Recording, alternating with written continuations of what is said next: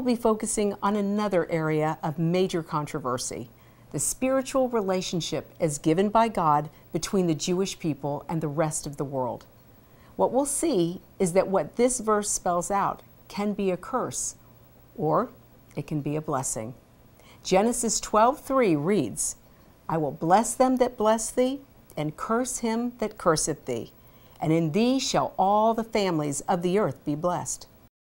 Long ago, in these 3 short verses, the creator of the universe, the Almighty himself, set into motion a force that would affect all mankind for all time. By it, he wired into the very existence of mankind a law that is as real as the law of gravity, and we must understand that the power of its force continues to shape history even today.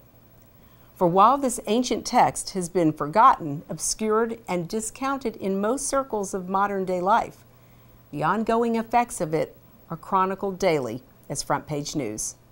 For God has chosen Israel to be the deciding factor in the earth, the plumb line by which all is measured.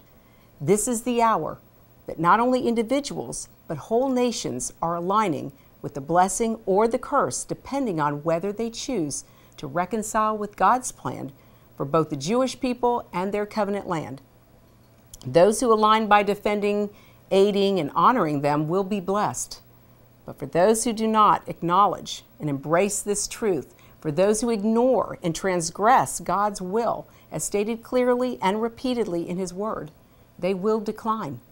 The prophet Isaiah echoes the warning of the Genesis curse in chapter 60 and verse 12.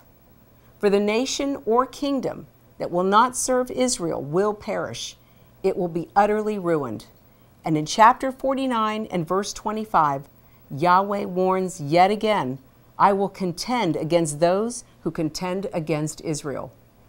While in Israel, I had the chance to speak with a leading rabbi on this subject, Rabbi Avraham Greenbaum. Rabbi Greenbaum is founder and president of Azamra.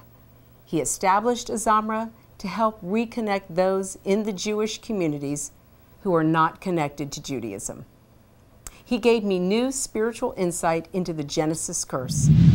When God calls Abraham to go to the land, that he says, I will bless those who bless you and I will curse those who curse you. And God here is teaching humanity that those who are associated with the mission of Abraham to bring the knowledge of God to all humanity through the ways of peace and hospitality and loving kindness will receive the blessing of Abraham. And those who won't will be in a dark spot. A person may have an outwardly wonderful life of health and prosperity and family, but it may be that on the last day he suddenly realizes that it was all completely empty, it's a bubble, and they'll take him past the amazing wonders that will be perceived by the souls that served God. He'll suddenly know that he's going down to destruction. But one thing we see historically is that the nations that fought and opposed Israel were destroyed. Tyrants like Hitler or Stalin and others came to terrible ends.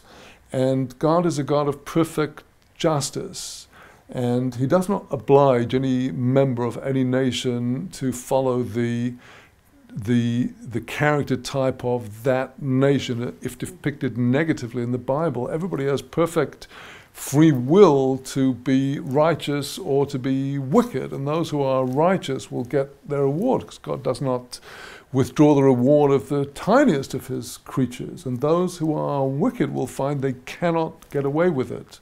God's arm is longer than any other arm.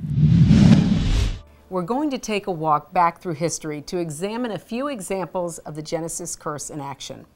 As we look back in history to the global scene, we see clearly the effect of the law of blessing and cursing as related to the fate of peoples and nations. In a measure, this has already proven true many times in history. There have been numerous nations and people groups from ancient to modern times that have suffered or disappeared from the earth as a result of cursing the Jewish people.